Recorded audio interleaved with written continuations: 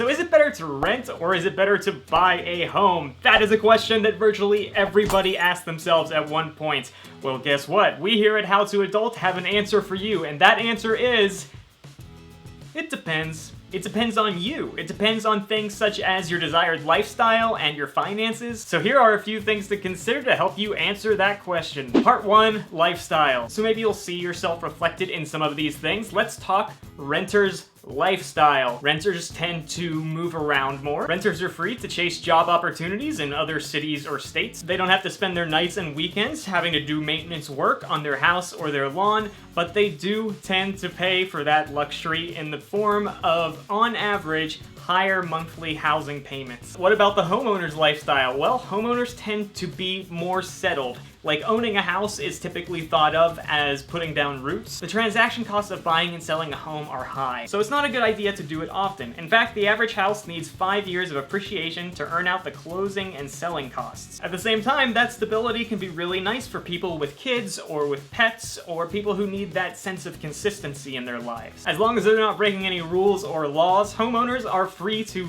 renovate or upgrade their house, which is something that in general renters are not able to do. So if you're someone who likes to really make a place your own, then like owning a home might be for you. P.S. Let me know in the comments, does anybody else watch Rehab Addict? I know it started in like 2009, but guess what? I just started watching Modern Family. I'm usually about 5 to 6 years behind the curve. I'm not gonna do an impression right now, but I could.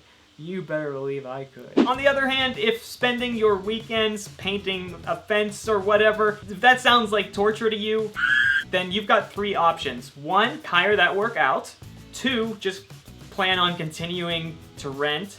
Or 3, become Tom Sawyer, which is what I'm doing. Part 2, finances. Renters typically have higher monthly housing payments, but they don't usually have any other out-of-pocket maintenance costs. And some of those costs can get really big, really fast. Really big, really fast. Once a renter signs a lease, their monthly payments are locked in, so you don't have to have like big emergency maintenance funds if you are a renter. Homeowners, meanwhile, do enjoy that lower monthly payment, but they still have to deal with getting a new roof every 10 years and a new water heater every 7 years, and etc. Renters may enjoy a locked-in monthly rent payment for the 1 or 2 years that their lease runs, but homeowners tend to have a locked-in monthly mortgage payment that doesn't change for 30 years.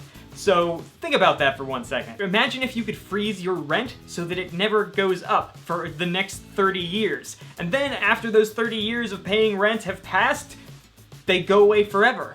And you have this thing that is worth a lot of money. That is the life of the homeowner. Now, it is at this point in the conversation that many renters will bring up property taxes, specifically how they don't have to pay them. That's true, but the landlord isn't just gonna eat the cost. Renters do pay property taxes, maintenance, landscaping. It's just that all of those costs are built in to your monthly rent. Also, homeowners can think of their principal payments going towards the mortgage every month as a kind of forced savings. While renters only get shelter in return for their monthly payments, homeowners get shelter and build equity. Down the line, this equity can be tapped in the form of a home equity loan or line of credit, or can be returned to the homeowner when they sell the house to downsize or move. This forced savings is what most people refer to when they say a home is a great investment. So is being a homeowner always the right financial decision?